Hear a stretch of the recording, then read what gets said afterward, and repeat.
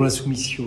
Demain, je réunis ma commission d'enquête, qui est la commission des finances, sur la question de l'explosion des déficits 2023-2024 et la manière dont ils ont été imprévus par le gouvernement. Dans cette audition, on a estimé nécessaire de pouvoir recevoir Alexis Kohler, le secrétaire général de l'Élysée, tout simplement parce qu'on sait qu'il y a eu des réunions à l'Élysée sur ce sujet et qu'on sait qu'il a été, lui, personnellement au téléphone, en contact avec de nombreux protagonistes, notamment gouvernementaux, de cette affaire. Donc c'est normal de l'auditionner pour avoir le cœur net, puisqu'on cherche les responsabilités de cette situation. Au nom de la commission d'enquête, je lui ai écrit pour lui demander de venir, et finalement il a refusé de venir au nom de la séparation des pouvoirs. Tout ça me semble totalement incroyable. Ce que prévoit la Constitution, c'est qu'effectivement on ne peut pas interroger le président de la République. Mais il n'y a nulle part écrit que c'est le président de la République, ses collaborateurs et je ne sais qui encore. Deuxièmement, il y a eu des jurisprudences, plusieurs commissions d'enquête ayant auditionné le secrétaire général de l'Élysée, dont par exemple celle sur l'affaire Benalla avec le même Kohler. Donc il y a une jurisprudence qui permet de le faire. Puis troisièmement, je l'ai dit, parce qu'il est impliqué directement sur les questions, l'objet de la commission d'enquête.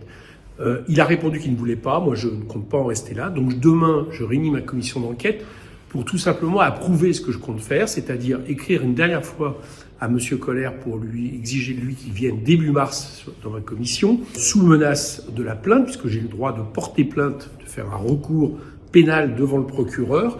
Il risque 7 000 € d'amende, il risque 2 ans de prison, il risque de l'inéligibilité. Donc c'est pour me donner le blanc-seing, c'est-à-dire que la commission approuve ce dispositif. Voilà, je vous expliquerai demain ce qu'il en aura été.